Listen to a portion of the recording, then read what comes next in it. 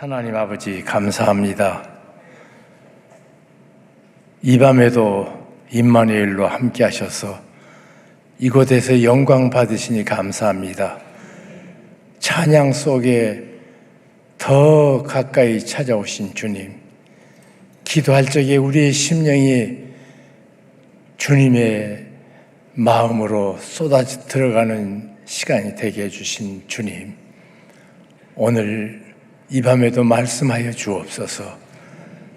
진리 가운데로 성령님 인도하여 주옵소서. 예수 그리스도의 이름으로 기도합니다. 아멘.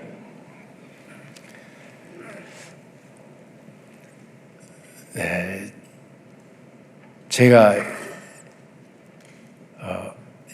84년을 이 땅에 살고 있습니다. 제 생애를 보면 좀 이상한 것이, 젊었을 때는 나이 들지 않았다고 멸시 받아본 적이 한 번도 없습니다. 그때부터 중년처럼 살았습니다.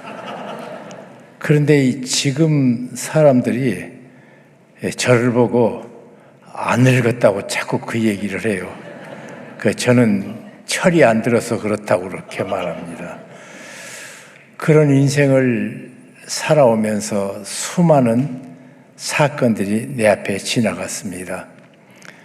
일제 때 태어났던 그것은 내가 잘 모르겠고, 나도 모르게 지금도 부를 수 있는 모모따로상이라는 노래를 어떻게 쓰는지도 모르고 어릴 때 흥얼거렸던 것이 지금도 기억이 납니다. 몇 마디 일본 말들이 기분 나쁠 때에 빠가야로 그런 소리가 나오기도 하고요. 그리고 사실은 해방될 때도 그 해방의 의미를 모르는 어린이여서 곳곳마다 개선문을 솔나무를 꺾어서 만들어 세우는 것 몰라서 우리 집을 잘 못 찾아갔던 우는 어린아이 기억이 좀 있고 별 기억이 없습니다. 제가 내 인생을 뒤돌아보며 생각할 적에 큰 사건은 6.25 전쟁이었습니다. 사람이 사람을 죽이는 것을 당연히 되는 세상, 도무지 논리도 없고 또 인정도 사정도 없는 냉혹한 그 시절, 가장 지금도 마음이 생각하면 아픈 것은, 제가 살았던 곳에 대나무가 많았습니다. 그것을 대나무로 만들어서 대나무 창을 만듭니다. 그것으로 사람을 죽이면은 오히려 도끼로 목을 치는 것보다 얼마나 고통스러운지 몰라요. 죽을 때까지 계속 찔림을 당해야 돼요. 그래서 제가 제일 싫어하는 것은, 죽창 들자 그러면 머리끝이 섭니다. 죽창은 우리나라 사람에게는 최대의 잔인한 살인 도구라면, 일본 군인들 앞에 죽창 든 3만 명의 동학군이 200명의 포르투갈 바로 수입해 온 기관총을 처음 사와가지고 쏘아대서 3만 명이 몰살한 동학 전쟁이 있습니다. 세계 역사상 가장 치욕스러운 전쟁이에요. 그러니까 외국 군대에게는 아무 쓸모도 없는 짝대기에 불과했다면, 우리 민족에게는 가장 잔인한 살인 도구가 된 것을 보고 자랐기 때문에, 죽창 들자 그러면 저놈 나쁜 놈이다 하는 생각이 들어요.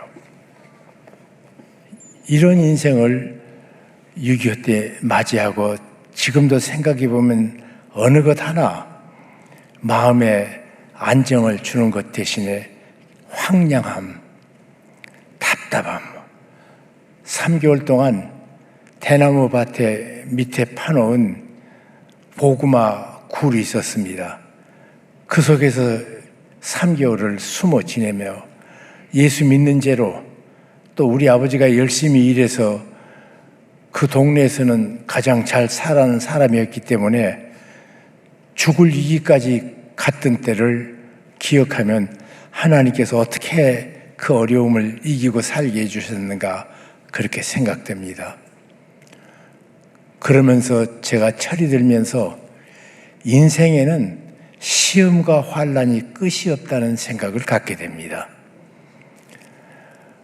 우리 부산 앞바다를 아까도 도보로 걸어서 운동 겸 산책을 했는데 참 아름답습니다. 그런데 저는 목포에서 있었기 때문에 간만의 차이가 심해서 물이 들어오고 나가는 것이 확실하게 보입니다. 지금은 육지가 되어버린 사막도라는 조그마한 섬이 있었습니다. 그 섬에서 악동들이 큰 배 밑에 보면 조그마한 노젓는 조그마한 배들이 붙어 있었습니다. 이것을 뗏마라고 그랬어요. 아마 일본말 같아요. 뗏마라는 말이. 그럼 우리가 그걸 몰래 풀어가지고 사막도로 가 있다가 밀물이 들어오면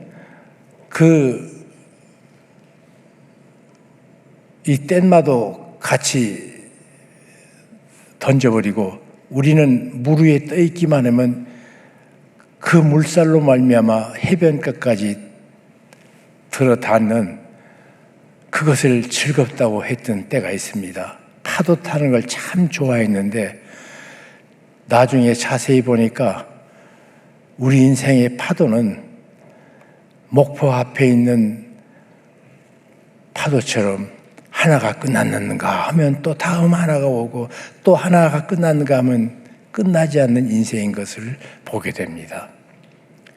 그리고 우리가 가장 또 놀랬던 것, 경제 발전에서 승승장구하다가 김영삼 대통령 시절입니다.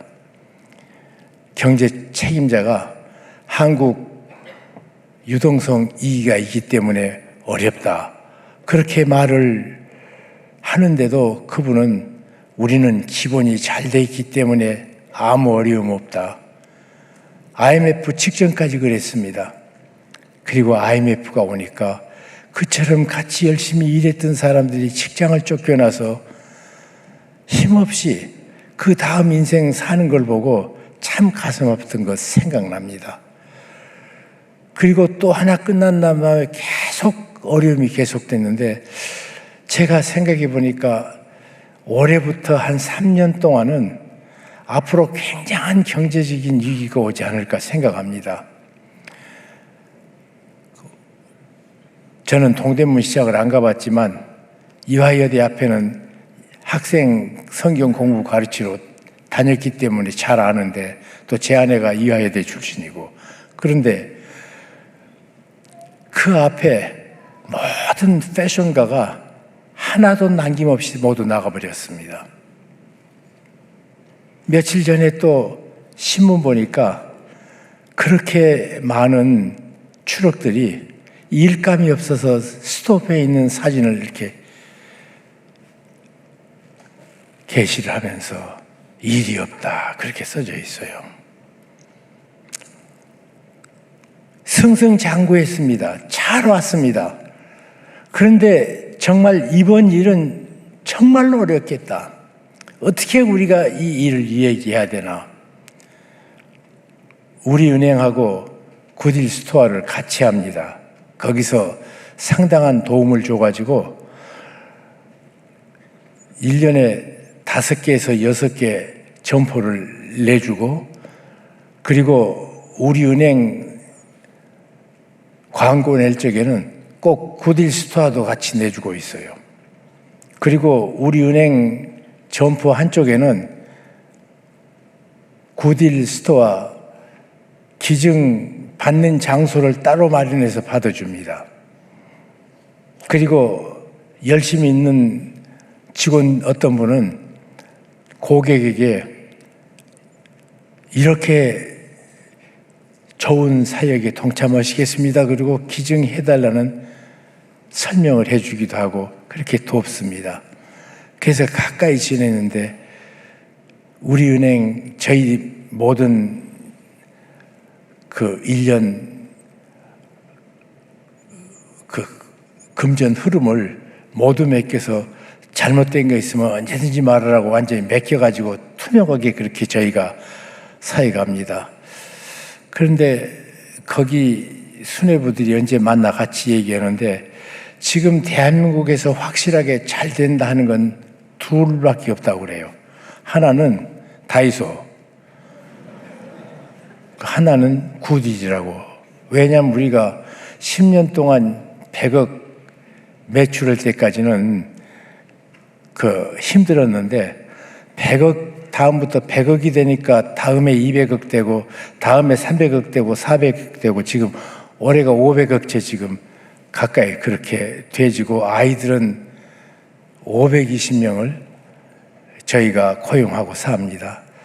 걱정이 이 아이들이 생존밖에 못하다가 자기 직업을 갖고 활발하게 살고 인생이 피는 모습 보니까 얼마나 기쁜지 모르겠어요. 그리고 우리는 돈을 버는 것이 아니라 아이들 삶을 준다. 이것이 우리의 남는 것이라 이렇게 생각하고 지금 계속 키워가고 있는데 너무나 힘들고 어려우면 문을 만약 닫아야 된다면 어떻게 저 아이들을 집으로 돌려보낼 수 있을까 생각하면 아작해져서요. 하나님 앞에 요즘 계속 기도하는 것이 하나님 우리에게 피할 길을 달라고 계속 기도하고 있습니다. 그런데 이것이 굿윌 스토어를 하는 저에게만 있는 것이 아니라 모든 가정에도 조용히 찾아오지 않을까 생각됩니다. 그런데 우리는 두 번이나 그걸 잘 지나갔습니다. 첫 번째는 IMF 때 너무나 힘들고 어려운 시절을 지내면서도 금을 모으기 시작하는 정성으로부터 혼연일체로 그 어려움을 극복해서 잘 넘어갔습니다. 2008년에 미국의 금융위기가 나서 한국에도 어려울 때 그 어려움이 미국에서 시작된 것이고 한국에서는 아직 미치지 않았기 때문에 그래도 큰 어려움 없이 세계에서 가장 빠른 속도로 해결해냈습니다. 그런데 우리 앞에 이것이 계속된다면 우리 아이들 집으로 보내는 비극을 어떻게 우리가 견딜 수 있을까? 하나님 앞에 매일 기도하고 하나님 앞에 서서 간구하고 있습니다. 이 일을 위해서도 기도해 주시기 바랍니다. 그런데 이런 환난과 어려움, 시험들이 있을 적에 성경은 하나님은 우리에게 무슨 말하는가? 사랑하는 자들아,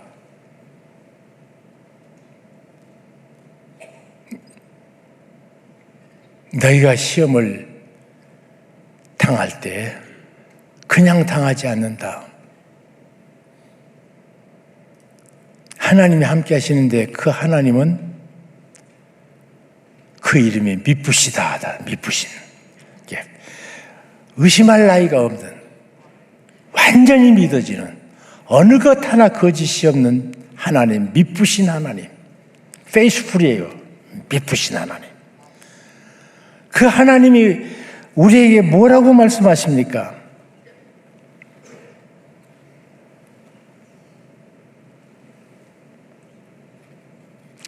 우리 하나님 말씀하십니다. 우리 하나님 우리에게 말씀하십니다. 사람이 감당할 시험 밖에는 당한 것이 너희에게 없나니 하나님은 미쁘사. 사람이 감당치 못할 시험 당함을 허락지 아니하시고 시험 당할 즈음에는 피할 길을 내사 능히 감당케 하시느니라. 하나님의 약속입니다. 미쁘신 하나님이 첫 번째로 약속하십니다. 너희들이 시험을 당할 때 당한 시험만 당한다. 너에게 당한 것이 없나니 이미 당했었던 것이라고 말합니다. 우리가 인생을 살 적에요, 이런 절망감을 갖습니다. 내가 어찌다가 세상에 나 혼자 이런 고생을 하는가 깊은 절망에 빠질 때가 있습니다. 근데 사실 하나님은 그런 시험을 주시지 않는다고 말합니다. 이미 당했던 것, 내 이웃이 당했던 것, 내 가족 중에서 당했던 것, 내 생에서도 과거에 있었는데 잊어버렸던 것이 다시 당하는 것입니다. 왜냐하면 우리에게 시험이 많고 환난이 많지만 그 시험은 사탄이 우리에게 장난 놀 적에 창조해가지고 우리에게 다가서지 않습니다. 있는 것 가지고만 합니다. 사탄이 못합니다. 사탄이 만능이지만 전능하지 않습니다.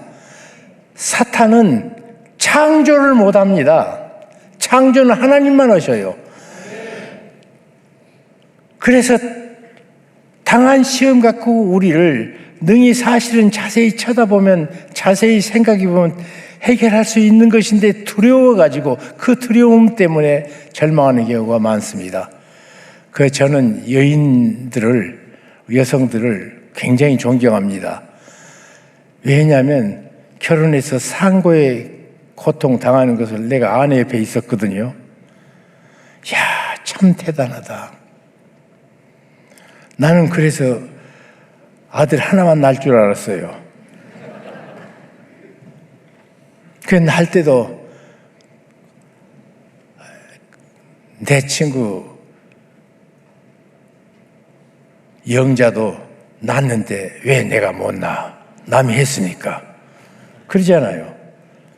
내 혼자 당했다면 이건 도무지 절망할 수밖에 없는데. 그래서 시작했더니 또 그 다음 아들을 낳았어요. 근데 그냥 그 다음에 작은 군종이 커져서 수술해가지고 다음에는 못 낳았는데, 우리 아버지는 9남매 낳았거든요. 근데 3분의 2 정도는 따라가야 되는데 우리 아버님에게 죄송합니다. 하여튼 더 형제 많은 것이 다 커놓고 나니까 얼마나 좋은지. 한평 시골 촌놈이 9이 전부 하여튼 자기 목을 멋지게 하고 사니까 얼마나 행복한지 모르겠어요. 근데 하여튼 내가 당할 때는 나 혼자 당하는 것 같습니다. 여러분, 나 혼자 당하는 시험은 없다. 그리고 이미 당했던 시험이다. 그런데 그 시험이 오면 꼭 이런 마음을 사탄이 줍니다. 야, 그때는 할 수 있었지만 지금 안 돼. 그때도 네가 당했으니까 이긴다, 그렇게 말하려고 사탄은 형편이 달라졌고 처지가 달라졌다, 안 된다, 그렇게 말합니다. 성경은 말합니다. 네가 당했던 시험이었고 내 친구들이 당했던 시험이었고 내 부모님들이 그 시대에 그렇게 당했던 시험이다. 그래서 너도 당할 수 있다고 미쁘신 하나님은 말씀하고 있습니다. 두 번째로, 우리에게 감당치 못할 시험은 주시지 않는다. 무슨 말인가 하면, 초등학생에게 고등학교 시험지 안 나눠주셔요. 중학생에게 대학생 시험지 안 나눠줍니다. 하나님은 내가 감당할 수 있는 시험만 주신다. 어떤 때 여러분 이렇게 생각할 수가 있습니다. 내게 이거 시험이 너무 어렵다 그러면요, 믿음으로 긍정적으로 이렇게 생각해 봅니다. 하나님께서 내 그레이드를 올려주셨구나. 하나님이 나를 과거보다 더 한 단계 높여주시는구나. 그리고 그 시험을 잘 당하면 내가 그 시험으로 나가시더라고요. 그걸 능히 극복하면 내 그레이드가 달라지는 것을 경험합니다.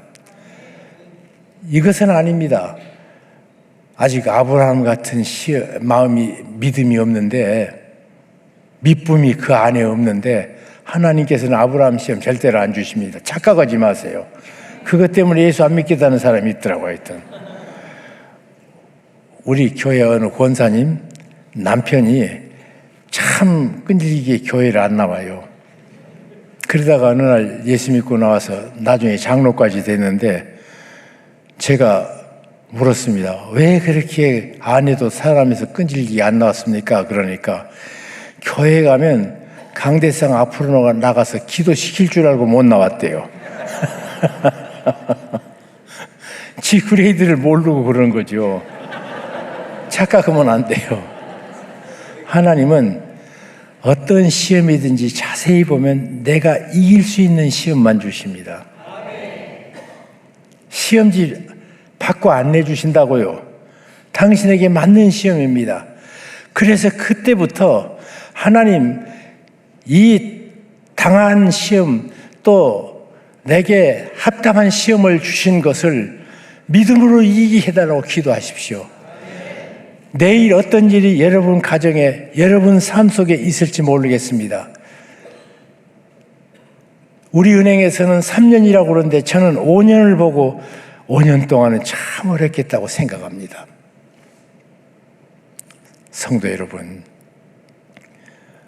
그 시험은 감당할 수 있는 시험만 내게 주신다는 하나님의 약속을 성취하는, 그것 때문에 내가 그 시험 겪고 나면 중학교에서 올라가면 고등학교 시험지가 다르잖아요. 1학년 그거 들어가서 어려운데 그 시험 합격하고 나면 또 2학년 올라가잖아요. 하나님께서 그래서 그 환난 속에 우리의 인생의 그레이드를 계속 높여가시는 하나님이십니다. 세 번째는, 그럼에도 불구하고 내가 너무 약해져서 시험 당할 그때 우리 주님은 그 시험에 함께 하십니다. 그래서 성경은 이렇게 말합니다.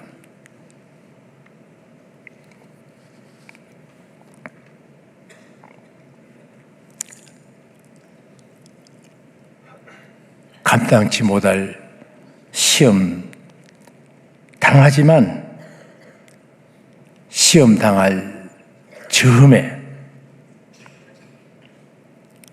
또한 피할 길을 내서 피할 길을 만들어주시는 주님. 그래서 여러분이 어려운 시험 당할 적에 이 세 가지 하나님의 약속을 믿으세요. 당한 시험만 당한다예요. 두 번째로는 감당치 못할 시험은 허락해 주지 않는단 말이에요. 그리고 시험 당할 즈음에 내가 연약해서 못 감당할 때는 그때 우리 하나님께서 피할 길을 내주신 하나님, 인생으로 감당할 수 없는 시험을 주실 때는 피할 길을 내시는 하나님, 그 하나님이 우리 하나님이십니다. 이것은 먼 데서가 아니라 제 생애 속에서 가장 어려웠을 적에 승리했던 간증을 좀 하고 싶네요. 저는 예수 믿는 사람 중에 많은 사람이 제가 CC 출신인 줄 잘 압니다. 거기서 1965년 7월 24일 날 예수 그리스도 구세주와 주님으로 영접한 다음에 내 인생이 새롭게 사라지게 됐습니다. 정말 이전 것은 지나가고 이제 새로운 인생을 살게 됐습니다. 지금 생각해 보면 그때 만났던 예수 그리스도가 지금도 나와 똑같이 함께 하신 것을 볼 때마다 얼마나 감격스럽고 기쁜지 모르겠어요. 제가 이건 아니라고 생각합니다. 요즘 설교자들 가운데 이렇게 말하는 사람이 있더라고요. 예수 처음 믿는 것은 아주 낮은 그레이드니까 그까짓 거 잊어버리라고. 어떤 분은 음식을 먹을 적에 항상 처음 시작인 짜장면만 먹으면 중국집 가서 안 된다는 거예요. 다음에는 탕수육도 먹고 팔보채도 먹고 그렇게 나가야 된다는 거예요. 그리고 처음 믿었던 것에 대해서 멸시하는 그런 강의들을 들으면 나는 화가 나요. 믿음의 사람들은 어땠는가 봅시다. 하나님의 사람 다윗, 그의 생에 몇 번 간증을 합니다. 나중에 임종의 간증 때도 똑같습니다. 여호와여, 내가 누구이고 무엇이길래 베들레헴 푸른 초장 들녘에서 부르셔서 여기까지 인도하셨습니까? 처음 믿었던 거, 처음 믿은 대로. 제가 슬프고 외로우면요, 제가 처음 믿었던 예수님 영접했던 그 장소를 잘 찾아갑니다. 경기도 마석 지나서 수동면 입석 감리교 수양관, 거기서 예수님을 만났거든요. 힘들고 외로울 때도 거리 가고, 억울하고 힘들 때뿐만 아니라 기쁘고 즐거울 때도 찬송하러 그리로 가고, 그러면 그 시절로 돌아오면 그 시대의 감동과 기쁨이 계속 되살아나요. 사도 바울은 어땠습니까? 사도 바울은 다른 사람들하고 계속 이 얘기를 합니다. 그러다가 예수 그리스도를 증거하는 그 복된 말씀에 끌어오르면, 내가 말이야 다메섹 도상에서 예수님 만났단 말이야 계속 반복되고 있어요. 근데 처음 믿었던 것을 멸시하면 안 됩니다. 아니, 처음이 없었으면 지금 우리가 없다고요. 그래서 어디 저 위에 무슨 성환이 성숙이니 그것도 처음 믿었던 데서 올라오는 것이, 이거 없이면 될 수가 없는 겁니다. 우리가 어메이징 그레이스를 찬송할 적에도 그러잖아요. 큰 죄악에서 건지신 주 은혜 놀라워. 나 처음 믿은 그 시간 귀하고 귀하다. 처음 믿었던 감동을 여러분이 회복하지 않으면요, 그리고 돌아갈 길이 거기 아니면 첫사랑을 회복을 하고 할 적에 첫사랑 회복이 안 돼요. 그리로 가야 돼요. 우리에게 주신 이 구원, 처음 만나게 했던 그 감동과 감사와 감격을 놓치면 안 됩니다. 그리고 거기서 또 찬합니다. 곁길로 갔다가도 또 돌아갈 길이 거기고요. 너무 감동해서 흥분해서 주체 못하게 생겼으면 그래 교만할까 봐 다시 그 자리로 가면, 주님 앞에 서면 어떻게 교만할 수가 있어요? 처음 믿은 그 시간 귀하고 귀하다. 나 같은 죄인 한번 부를까요? 나 같은 죄인 살리신 주 은혜 놀라워.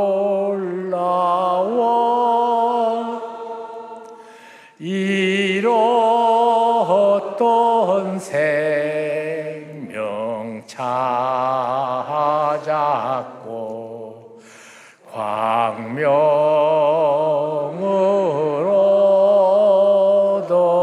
얻었네. 2절 큰 죄악에서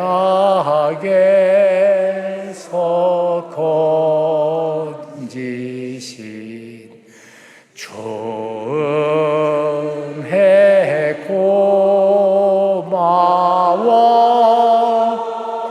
나 처음 믿은, 나 처음 믿은 그 시간 귀하고 귀하다. 3절 이제껏 내가 산 것도 주님의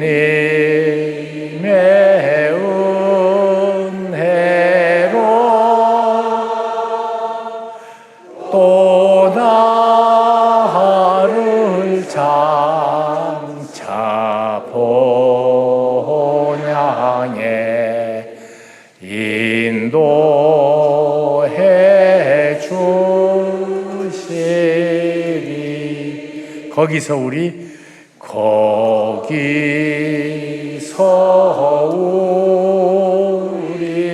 영원히 주님의 은혜로 해처럼 밝게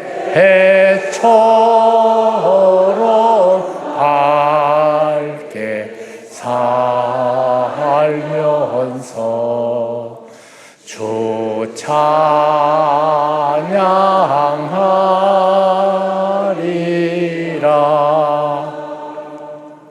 여러분, 신앙은 이 그레이드로 올라갑니다. 처음 믿었던 그 신앙을 다시 회복하면서 또 내가 당한 시험을 이기고, 그리고 믿습니다. 미쁘신 주님, 내가 이제껏 산 것도 주님의 은혜라면 저 본향 갈 때까지 그 주님, 그 미쁘신 그 주님의 은혜가 나를 계속 인도해 주시리라. 믿습니까? 그리고 언제 우리 생애 끝나면 내가 하용조를 만날 그날, 우리 옥하는 만날 그날, 나를 나보다 사랑하셨던 우리 부모님 만날 그날, 우리가 거기서 해처럼 밝게 살면서 영원히 주차장하리라. 이런 놀라운 찬송이 우리 속에서 계속 평생 일어납니다. 그런데도 인생살이에 나는 사제를 부를 때는요, 거기서 우리 그러면 하용조가 탁 떠오르고, 우리 아버님 어머님 떠오르고, 우리 김중국 목사님, 박윤선 목사님, 김용기 장로님이 탁 떠오릅니다. 보고 싶었던 분들, 거기서 우리 영원히 주님의 은혜로. 그런 인생으로 우리가 가는데 그 과정에 그 어려움은 계속된단 말이에요. 그런데 거기로 가는 과정에 내 모든 어려움은 내 그레이드를 계속 높이는 축복의 원천이 됩니다. CC에서 참 열심히 일했습니다. 하루에 3시간 이상 자본 적이 없고요. 그때는 통행금지가 있어서 전국 경양 각지를 돌아다니면서 사람들을 모으기 시작했습니다. 복음을 전해야겠는데, 그래도 가르쳐본, 훈련이 돼본 각 중고등학교, 초중고 선생님들을 저희가 접촉해서 크리스찬들에게 대전 충무체육관에 이날 모이자, 그리고 돌아다니기 시작했습니다. 가는데 목사님들은 민족복음 운동한다니까 우리도 몇 차례 해봤는데 안 돼요. 꼭 다들 안 된다는 걸 하여튼. 그런데 거지 전도하면서 아무것도 없이 가갖고 하나님께서 진짜로 네 아버지시면 하나님 먹여주신다. 가자. 그래서 거지 운동했습니다. 정말 주님께서 그렇게 인도해서 또 이 거지 같은 행색 서울대학 학생이 와서 이 얘기를 하고 이화여대 애들이 와서 얘기하니까 시골 사람들이 감동을 해가지고 모인 것이요. 10,000명을 위해서 기도했는데 10,000명이 다 모였어요. 충무체육관에. 그게 1991년입니다. 대한민국에서 처음으로 가장 큰 메모드 집회예요. 1971년인가 그렇다. 71년. 그리고는 그 다음에 춘천 성시야 운동 한 30만 명이 모였습니다. 그 다음에 엑스플로는 100만 명대로 이렇게 올라갔어요. 안 된다는 사람들이, 어린 청년들 몇 사람들이 방방곡곡 댕기면서 매달렸더니, 그래서 저희가 100만 성도 할 때 1000만 성도를 달라고 간절히 간구했더니 말이에요. 1000만 명 다 안 됐지만 한 15년인가 16년 되던 해 거의 700만에서 800만으로 올라가더라고요. 세계 교회 역사의 기적입니다, 사실. 그래서 저는 지금도 하나님 앞에 기도하는 것, 하나님 이 땅에 부흥을 달라고 기도하고 있습니다. 부흥을 달라고. 그것밖에 이 나라 해결할 방법이 없다고 생각해요. 근데 그렇게 일을 열심히 했으면 상을 줘야 되는데, 제가 그때 28에 총무를 했습니다. 그리고 민족복음화운동 실질적으로 본부장을 제가 했어요. 김중근 목사님 대표이시고. 28 된 어린애가 뭘 알아요? 그런데 하여튼 저 목표니까 갑시다 하고 막 뛰어갔어요. 그런데 춘천 성시가 끝날 때까지는 얼마나 일을 열심히 했더니 시달려가지고 모두 번아웃이 됐어요. 그 번아웃이 돼가지고 성시와 운동 결과를 서로 나누자 그랬더니 불평들이 나오기 시작해요. 몸이 피곤하니까. 근데 실무 책임자인 모든 잘못이 내게더라고요. 그리고는 이미 저를 몰아내기로 작정했어요.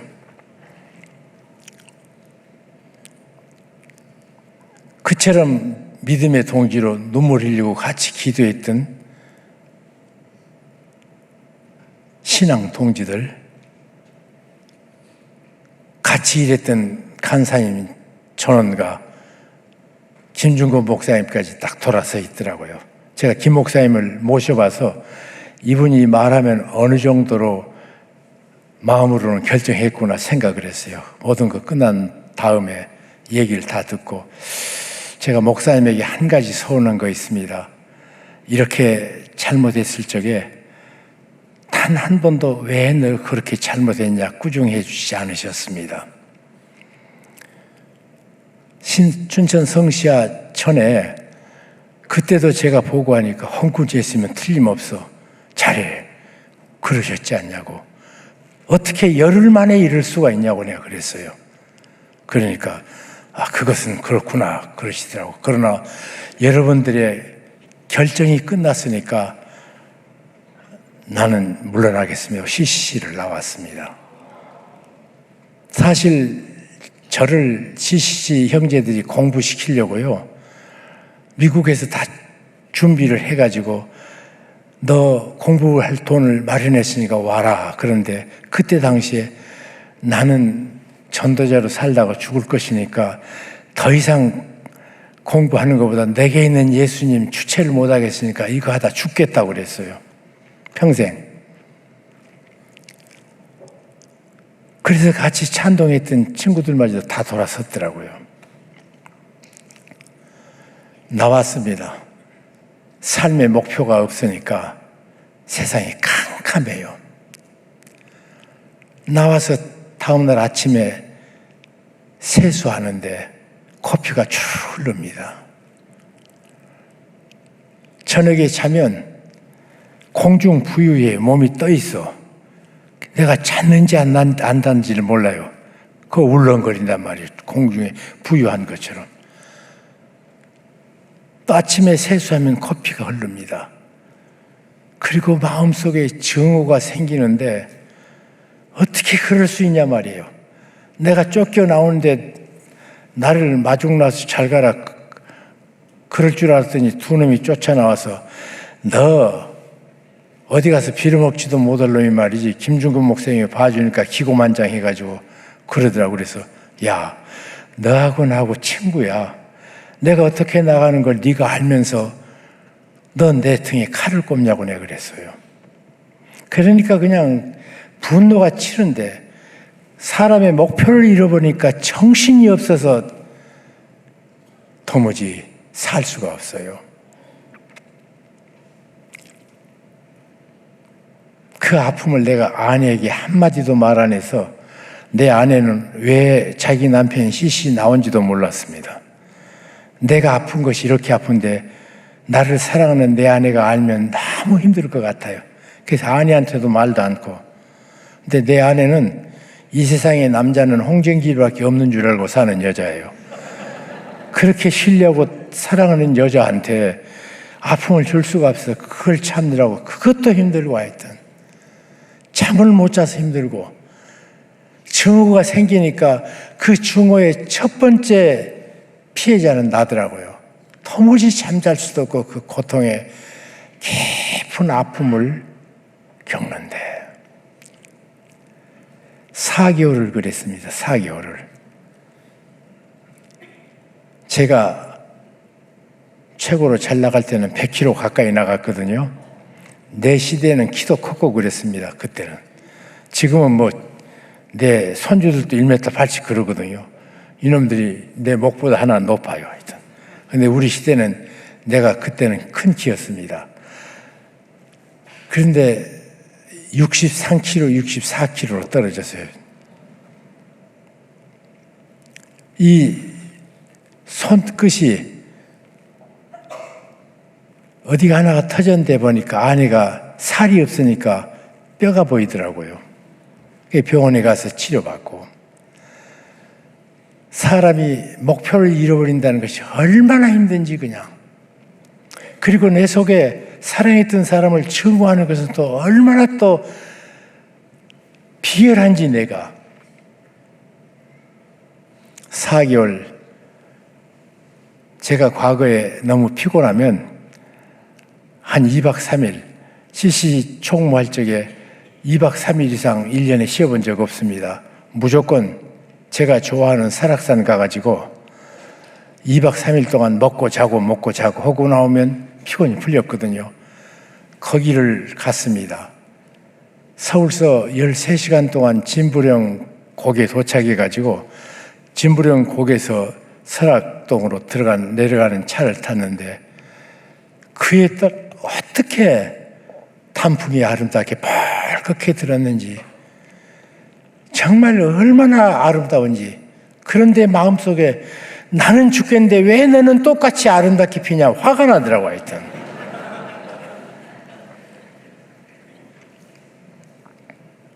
낙산사 앞에서 잠깐 버스에 내려서 쉬어가지고 너무 울음이 나와서 가던 버스를 내려갔고 또 다음 버스 탄다고 한참 한쪽에서 또 아파서 울다가 그 앞에 펼쳐져 있는 맑은 동해바다 참 아름답습니다. 그러니까 더 신경질이 나요. 그런데 어느 날 목사니까 머리알 씻는 것 같지만 성경을 계속 읽어요. 로마서 12장을 읽는데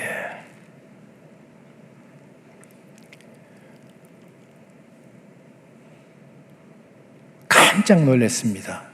과거에도 봤는데 그렇게 못 봤던 하나님의 말씀, 신실한 말씀이 내 앞에 펼쳐집니다.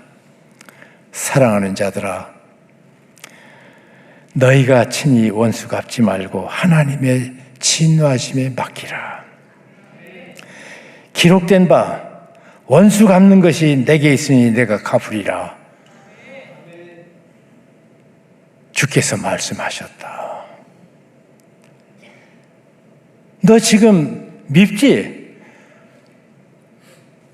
그리고 네가 억울하지? 네가 힘들지?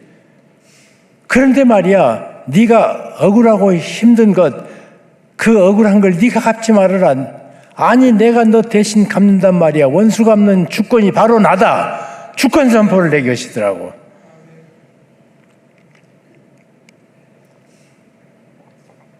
내가 친히 네 모든 슬픔과 아픔을 내가 안다. 그 말씀 듣다가 벌떡 일어났습니다. 심판하시는 하나님이시라고요, 당신이. 저는 그때까지 심판이라는 말이 싫었습니다.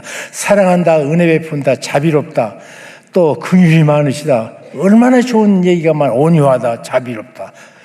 그런데 심판한다는 것, 아니, 하나님께서 이 조그만한 벌레봐도 못한 인간을 창조해 놓으시고 또 그거 잘못했다고 또 하나님이 심판하신다는 거지.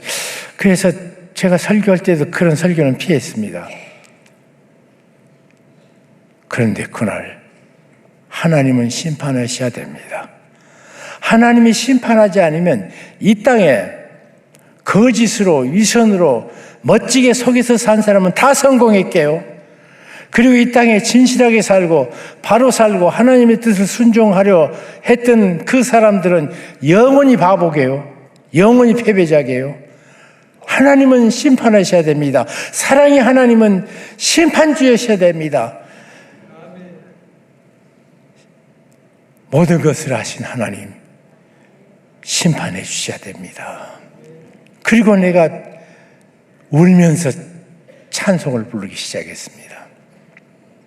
그리고 다시 무릎을 꿇고 한참 기도하는데 그 기도하는 내게 찾아오셔서 내 두 눈에서 눈물을 씻어주시는 것을 경험했습니다. 그때까지 저는 그렇게 생각했거든요. 천국에 입성하던 날 성도들에게 주께서 가장 처음 하시는 것이 뭔 줄 아세요? 너희 두 눈에서 눈물을 씻기시고 이 세상 살 적에 억울했던 것, 슬펐던 것, 지난 밤에도 그것 때문에 마음 써서 잠을 못 잤던 그 모든 문제, 내 밤중에 내 옆에 있는 남편도 아내도 몰랐던 그 눈물을 내가 안다. 두 눈에서 눈물을 씻기신 하나님. 하하호호하고 즐거웠던 사람에게는 할 일이 없으셔요. 천국 입성, 나를 안아주신 하나님이 그 고통의 깊은 절망의 늪에서 거기까지 찾아오셔서 기도하는데 내 두 눈에서 눈물을 씻겨주시는 것을 경험하고 천국에는 정말 기쁨이 한량없겠다. 사랑하는 성도 여러분, 우리 하나님은 어떤 분이십니까? 미쁘신 하나님. 어떤 분이십니까? 심판하신 하나님. 그 하나님을 만난 다음에 제가 그 다음에는요, 겁이 없어졌습니다. 제가 북한을 돕는 사역을 23년 했습니다. 대한민국의 대북 지원 단체가, 민간 단체가 64개인데 그 64개 중에서 제가 섬겼던 남북 나눔 모임이 60% 이상을 한 단체가 있고 61% 갖고 그 다음 나머지를 63개가 감당했습니다. 그러니까 나를 종북 좌파라고 그래요. 내게는 종북 좌파 또 뭐 얼마나 욕을 많이 들었는지 몰라요. 근데 그렇게 욕하는 것 유튜브 안 보면 끝이요. 그걸 뭐 보고 가슴 아리할 거 뭐 있어요. 내 확신은 하나님 아신다. 끝이에요. 하나님 아신다. 여러분이 당하는 수모, 여러분의 그 깊은 눈물, 그 억울함 다 몰라도 하나님 아십니다. 믿습니까?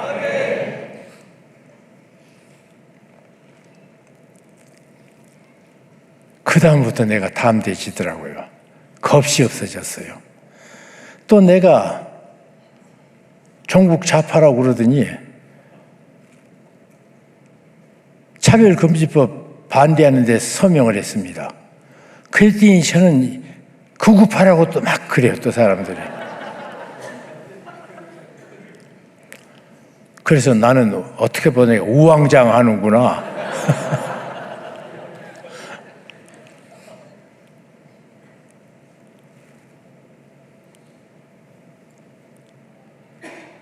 주님께서 우로 가라면 가야 되고 좌로 가라면 자야 되고 지금도 그게 내 신념입니다. 그리고 그 사람들 말을 내가 듣고 상처를 안 입는 마음이 됐어요. 피할 길을 내신 하나님. 지금도 나를 그렇게 쫓아냈던 사람들이 고마운 것은 그때 내가 그렇게 아프지 않았으면 CCC 안 나왔을 거예요. 나와서 하나님의 교회인 우리 교회를 만났습니다. 목회할 생각 안 했던 내가 끝까지 개인 전도자로 되려고 생각했던 내가 목회로 하면서 또 좋은 친구인 우리 하용조 또 이동훈, 옥한음 만나서 넷이 어떻게 바른 목회할 건가 했던 그 시절, 그래서 많은 후배들이 따라오는 모습 보면서 얼마나 감사했는지 새 길을 내주셨어요. 내가 상상 못했던 길입니다. 주님께서 해주시더라고요. 그래 이제 제가 못했던 것은 글쎄 학원 전도자로 젊은 나처럼 권위하는 예수 도무지 믿고 싶어도 못 믿었던 내가 믿었기 때문에 그 고민을 알고 그 로직을 합니다. 그래서 그 사람들에게 그 일을 평생 하겠다고 생각했는데 쫓겨나가지고 교회가 또 부흥하고 발전하니까 계속 교회 개척하는 걸 내기 시작했고요. 그러다가 1980년에 MIT라는 공과대학에서 성경 공부를 가르쳐서 86년부터 미국 전역에 코스타가 시작되고 지금까지 그렇게 잘 모입니다. 새 길을 내주셔서 이 새 길은요 이런 새 길입니다. 앞에는 홍해입니다. 뒤에는 애굽의 대군이 그들에게 둘러싸고 있었습니다.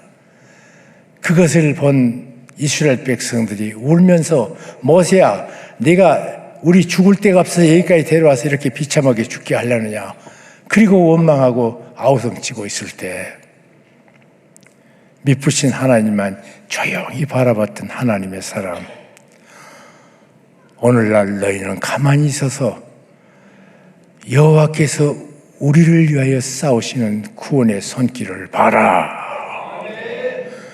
그리고 앞으로 지팡이를 내민즉 바다가 큰 길을 만들어서, 그래서 이 사람들에게 정관사 더 길은요 늘 히브리 사람들에게는 홍해가 갈라짐이에요. 미쁘신 하나님을 바라보며, 미쁘신 하나님을 바라보고 여호수아가 요단강에 섰습니다. 우기니까 이 요단강이, 여기서는 그런 강이 없는데 저기 그 철원 그쪽 가면요 한탄강이 있거든요. 그 한탄강이 꼭 이스라엘 그 강 같아요. 바위거든요 전부. 그러다가 비가 오면 폭포수가 돼가지고 밑으로 내려. 한탄강이 무섭습니다. 한탄강이 그거 보다가 이스라엘에 제가 1978년 하용조랑 둘이 갔어요. 한국 대표로 둘이 가가지고 세계 선교대에 거기서 할 때인데 요단강을 보니까 꼭 한탄강 같아요. 완전히 바위예요. 그래서 건기 때는 거의 건천이 돼가지고 물이 거의 안 흘 정도인데, 여름에 이제 우기 때 비가 오기 시작하면 그것이 급류를 이뤄서 폭포처럼 내려갑니다. 지금 그런 우기입니다. 그 물살이 얼마나 사나운지 몰라요. 그 앞입니다. 믿음의 사람은 미쁘신 하나님을 바라보며 하나님의 약속을 믿었습니다. 내 발바닥으로 밟는 것을 내게 주리라 약속했어요. 그러니까 하나님께서 모든 것 다 약속하십니다. 서해로 대해까지 그 지경이 어떻고, 남으로는 아라바 쪽 그것까지 다 이렇게 말씀해서 큰 지형을 말씀했는데, 거기에 가는 사람들에게는 내 발바닥으로 밟는 것만 니거라고 그래요. 하나님께서 우리에게 엄청난 많은 축복을 많이 했고 약속을 하셨어요. 그런데 그것을 내 발바닥으로 내가 디뎌봐야 그것이 내 것이 돼요. 물이 계속 흐릅니다. 흐르는 물. 여호수아는 전진 그렇게 말합니다. 앞에 아직도 물은 찰랑거리고 있습니다. 찰랑거리는 물에 법궤를 맨 사람들의 발이 닿자마자 스톱! 흐르던 물이 그 앞에 그 길을 냈어요. 그 길을. 여러분 어떤 하나님 믿으십니까? 여러분의 하나님은 어떤 분이십니까?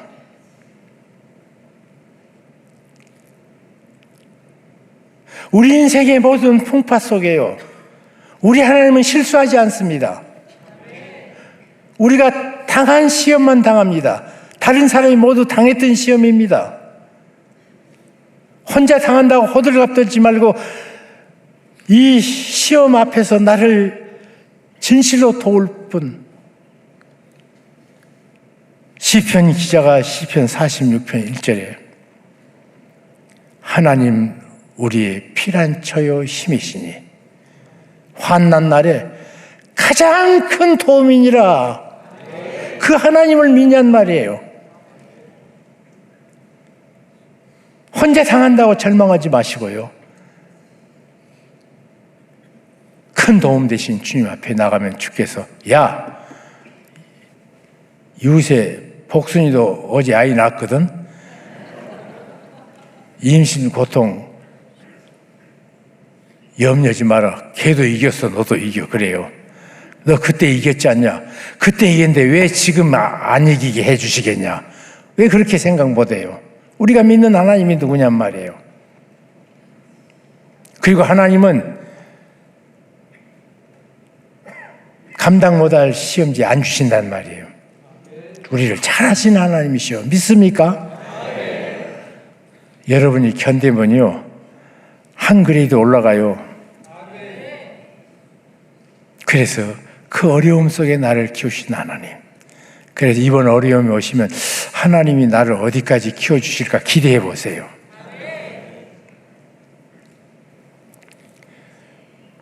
그리고 시험 당할 즈음에 나 혼자 당하는 것이 아니라 함께 하셔서 능히 감당케 하시는 주님, 여러분의 하나님은 누구십니까? 시험이 여러분, 내가 믿는 하나님은 어떤 분이냐고 묻는 질문입니다. 그냥 사건이 아니에요. 모든 사건이 하나님과 나 사이의 관계의 사건이에요.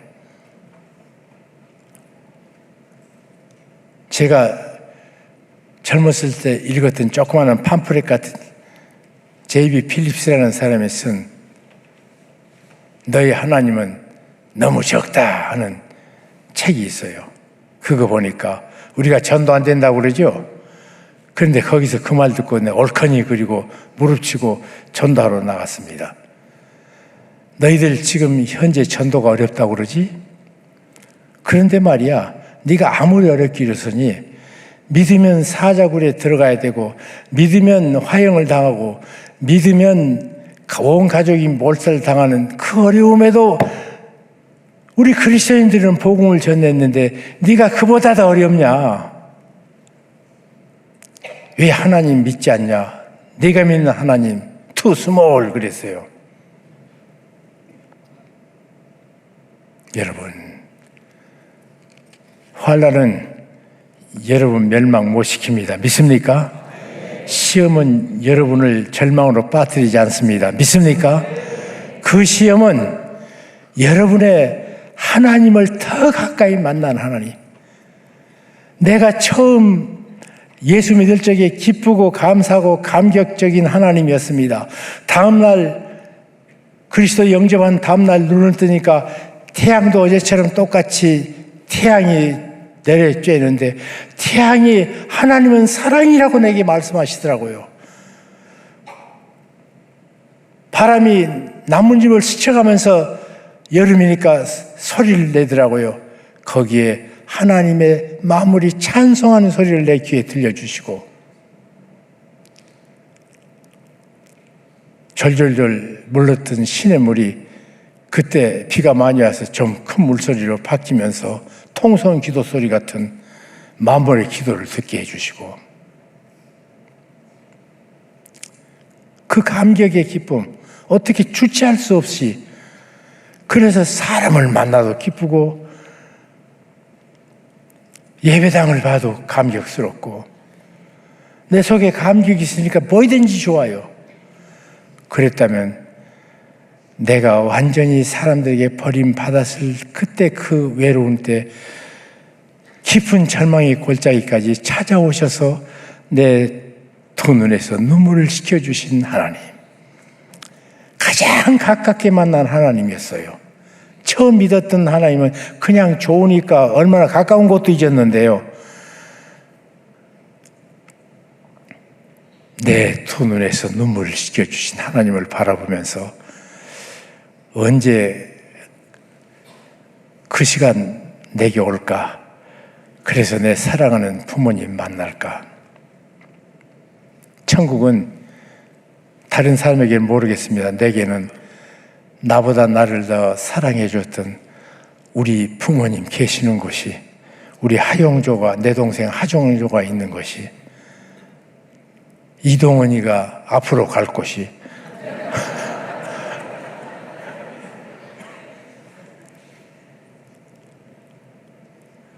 김정근 목사님 나중에 풀어져서 그분이 원하신 것마다 잘 섬겼습니다. 그래서 CCC 사람들은요, 내가 반역자로 생각해 적대감이 있어요. 저만 나가서 잘 됐다고. 쥐들이 내 보내놓고. 당신 믿는 하나님이 어떤 하나님이신가는 시험이 대답하라고 말하고 있어요. 여러분을 당한 시험이. 그 하나님께서 그 시험 속에 더 큰 영광을 받으시는 하나님 되시기를 주님의 이름으로 축복합니다. 기도하겠습니다.